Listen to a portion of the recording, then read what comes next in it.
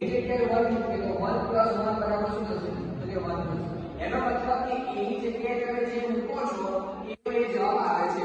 એનો મતલબ કે શું કહેવાશે કે a + a બરાબર 1 થશે। એ બીજું છે a ડોટ a તો 0 મૂકે તો 0 ડોટ 0 બરાબર 0 થશે। 1 મૂકે તો 1 ડોટ 1 બરાબર એને જવાબ આવશે a ડોટ a બરાબર શું થશે? 1 થશે। એટલે a + 1 તો 0 મૂકે તો 0 + 1 બરાબર 1 થશે। 1 મૂકે તો 1 + 1 બરાબર 1 થશે। એટલે તમે ગમે તે મૂકો પણ જવાબ તો શું આવે છે? 1 આવે છે। એટલે a + 1 બરાબર 1 થશે। એ રીતે a ડોટ 0 તો 0 મૂકો તો 0 ડોટ 0 0 થશે।